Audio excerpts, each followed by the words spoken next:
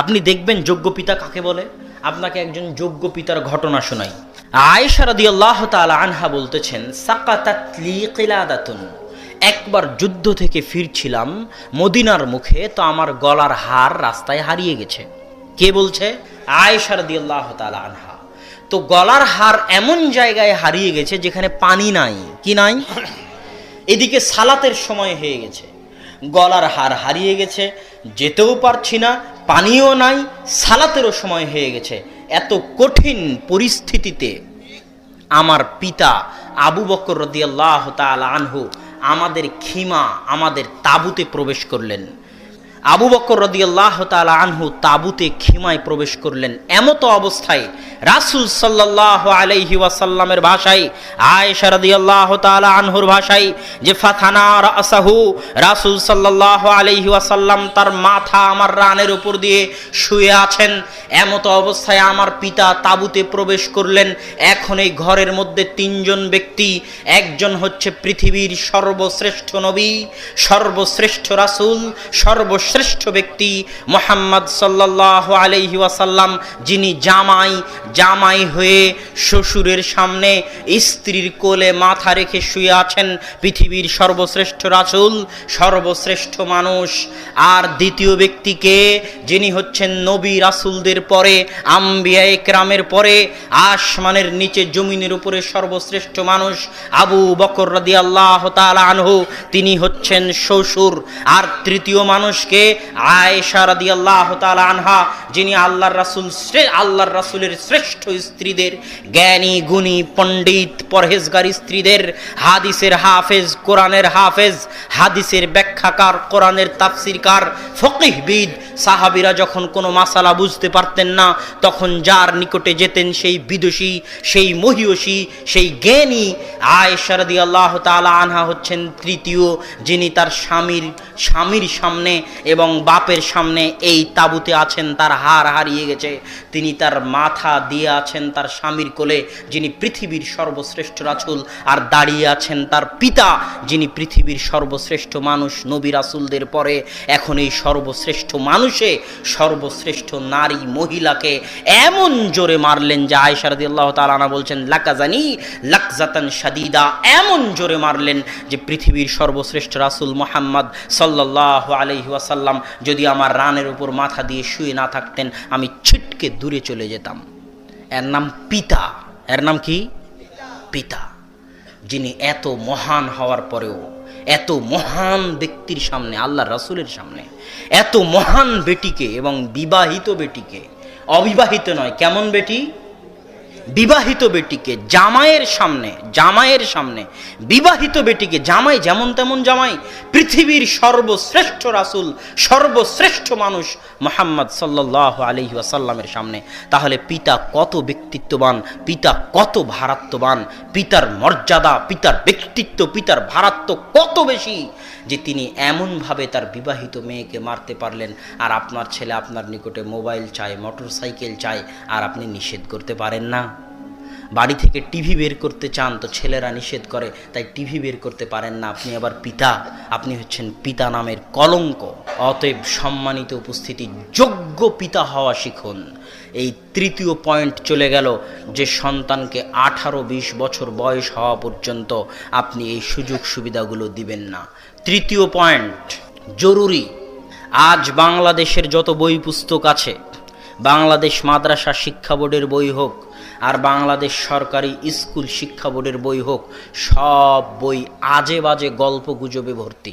হৈমন্তী, পদ্মা নদীর মাঝি, এগুলো কি শিখায়? রবীন্দ্রনাথ ঠাকুরের উপন্যাস, ছোট গল্প, পদ্মা নদীর মাঝি, পরকীয়া প্রেম নিয়ে লেখা। শেষ বিকেলের কান্না, নষ্ট নীড়, এগুলো হচ্ছে রবীন্দ্রনাথ ঠাকুরের লেখা গল্প, যেগুলো সব পরকীয়া প্রেমকে ভিত্তি করে রবীন্দ্রনাথ ঠাকুর লিখে গেছে। ওই গল্পগুলো বাংলাদেশ মাদ্রাসা শিক্ষা বোর্ডের বইয়ে, ওই গল্পগুলো বাংলাদেশ স্কুল বোর্ডের বইয়ে স্থান পেয়েছে। আর আজ থেকে 5-10 বছর 15 বছর আগে ওমর রাদিয়াল্লাহু তাআলা আনহুর যে কাহিনী ছিল, আল্লাহর রাসূলের যে কাহিনী ছিল, কিছু সত্য কিছু মিথ্যা যাই থাকুক, সেগুলো সব বের করে ফেলে দেওয়া হয়েছে। কেননা যারা এই সিলেবাসগুলো প্রণয়ন করে তারাও জানে যে এই সিলেবাসে যা পড়ানো হবে তার প্রভাব সন্তানের উপর থেকে যাবে। তো আপনার সন্তান যদি এই বেহায়াপনা বেলেল্লাপনার গল্প, এই প্রেমের গল্প, পরকীয়া প্রেমের গল্প, রবীন্দ্রনাথ ঠাকুরের উপন্যাস পড়ে আর আগডুম বাগডুম গল্প করে পড়ে বড় হয়, তাহলে ওই সন্তানকে সৎ সন্তান করে গড়ে তোলা যাবে না। যদি সৎ সন্তান করে গড়ে তুলতে হয়, তাহলে আল্লাহ যাদের উপর দয়া করেছে, ইহদিনাস সিরাতাল মুস্তাকিম, হে আল্লাহ আপনি আমাদেরকে সরল সঠিক পথ দেখান। কাদের পথ? যাদের উপর আনআমতা আলাইহিম, আপনি দয়া করেছেন, আপনি রহম করেছেন। আর এই সিরিয়ালের 1 নম্বরে আছে আল আম্বিয়া, নবীগণ। কারা? নবীগণ। এই সিরিয়ালের 2 নম্বরে আছে সাহাবীগণ। এই সিরিয়ালের 3 নম্বরে আছে আইম্মায়ে কেরাম, সালাফে সালেহিন, মুহাদ্দিসিনে ইদাম, ফুকাহায়ে কেরাম, তারা।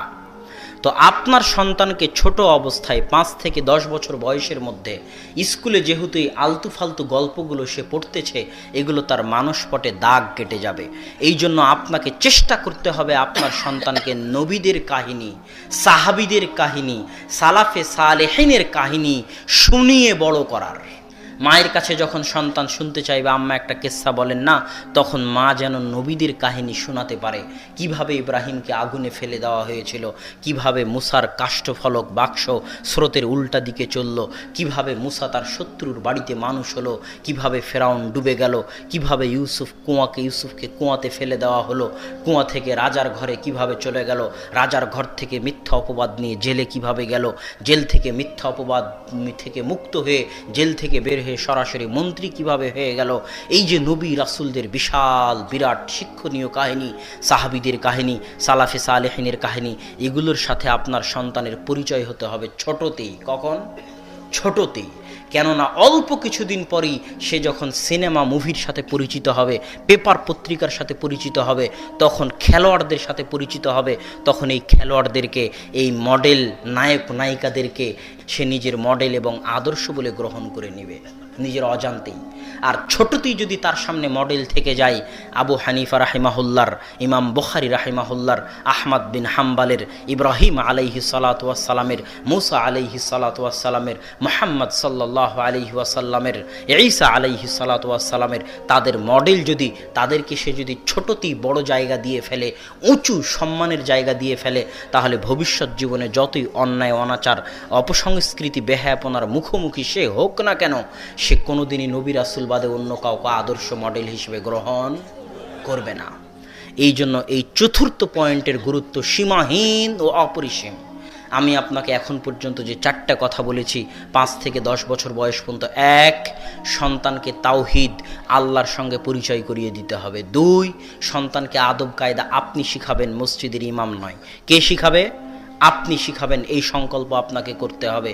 3, 18-20 বছর বয়স পর্যন্ত সন্তানকে বেশি সুযোগ সুবিধা, বিলাসিতা, মোবাইল, মোটরসাইকেল ইত্যাদি অত্যাধিক সুযোগ সুবিধা থেকে দূরে রাখতে হবে। সন্তানের হাতে বেশি টাকা দেওয়া থেকে দূরে রাখতে হবে, যাবতীয় বিলাসিতা থেকে দূরে রাখতে হবে, তার মধ্যে ব্যক্তিত্ব ভারাত্ব আসার আগ পর্যন্ত।